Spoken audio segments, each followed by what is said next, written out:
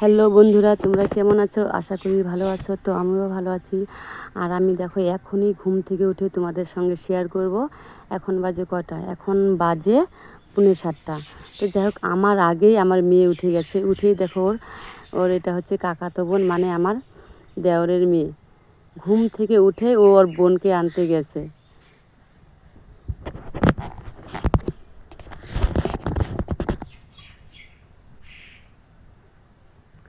আর ও প্রত্যেক দিন ঘুম থেকে উঠে আগে ওকেই নিবে, ওকে আগে নিবে, তারপরে দাঁত ব্রাশ করবে, তারপর বইনে বসবে।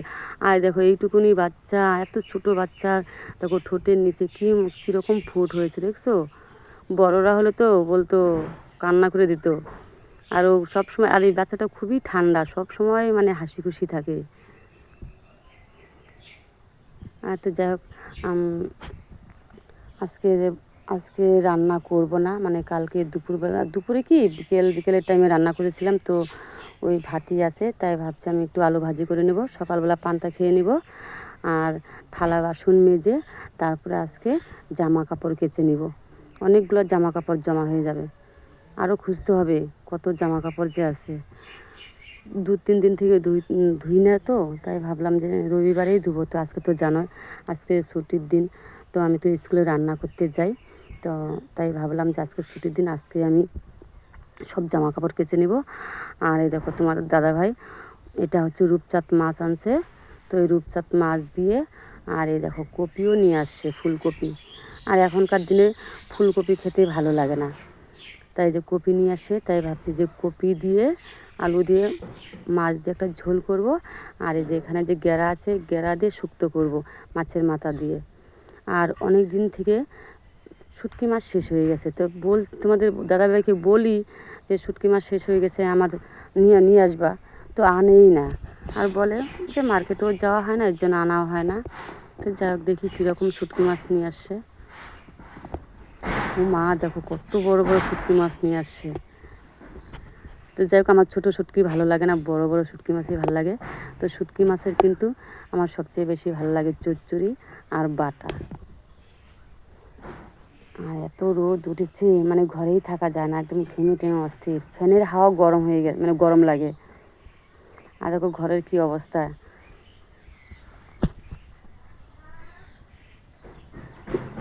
মেয়ের জন্য লুচি তরকারি এনেছিল, তো খেয়ে এখানেই রেখে দিয়েছি টেবিলের উপরে। কালকে দুপুরবেলা এত গরম, মানে রোদ, ভাদ্র মাসে তোমরা তো জানোই, ভাদ্র মাসে মনে হয় যে এখন রোদ্রের তাপটা বেশি লাগে শরীরে, আর গরম। তাই ভাবছি যে দুপুরে রান্না করব না, একটু বিকাল টাইমে রান্না করব।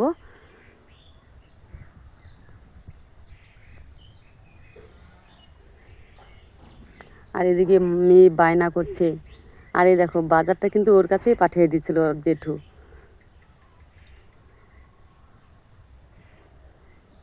এসে বলছে, বম্মা বাজারটা নেও না, আমার হাতে লাগছে তো।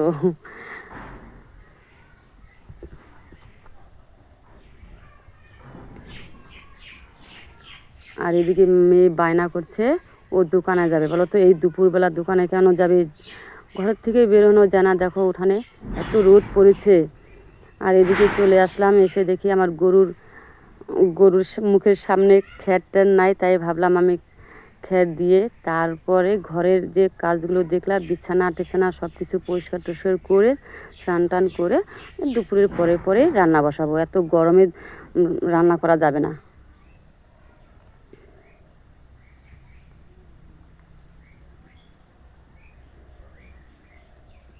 উপরে এসেছিলো ছাপড়া ছিল, ওই ছাপড়াটা যে ভেঙে পড়ে গেছে, তাই যে খ্যারের উপরে যে প্লাস্টিক দিয়ে রাখছি। কারণ এখনও তো ভাদ্র মাসেও তো বৃষ্টি হয়, কখন আবার বৃষ্টি আসবে না আসবে। তো ভাদ্র মাস পরে আশ্বিন মাসে তো বৃষ্টি একদমই যাবে গা।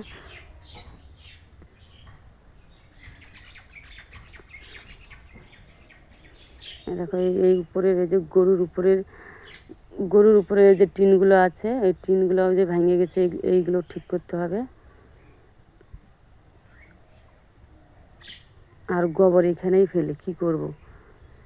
গোবরের গর্ত আমাদের একটু অনেকটা দূরে, তো তাই ভাবলাম এটা এখানেই ফেলি, গুঁড়ার গোবরটা এখানেই ফেলি, আর গোয়ালের গোবরটা ওই পাশে ফেলি।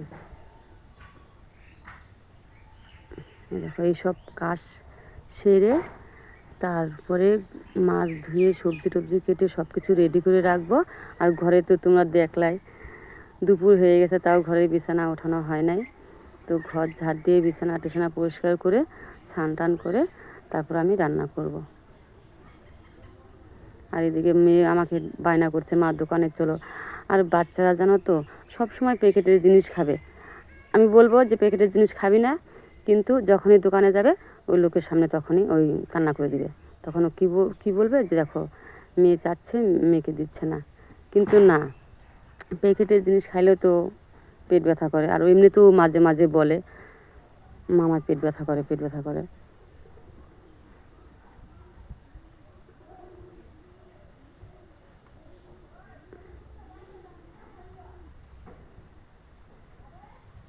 কাজের শেষ নাই, কাজ একটা না একটা থাকেই। একটা একটা সারবো আর একটা দেখা যায় যে এখানে ও তারপরে রান্নাবান্না করে তো যেমন আমাদের বাড়ির পাশে যে দুলা জায়গাটা আছে সেখানে আবার আমি যাব ঘাস কাটতে, ছাগলের জন্য ঘাস আনতে যাব। আর এত রোদ্রের মধ্যে ছাগল তো মাঠে থাকতেও চায় না। ভাবছিলাম যে আজকে রাস্তার পাশে নিয়ে যাব, তো পাকা রাস্তা দিয়ে হাঁটাই যায় না, তো কীভাবে আবার নিয়ে যাব, ওই ভয়েতেই আমি ছাগলগুলো নিয়ে যাই না রাস্তায়। তাই ভাবলাম যে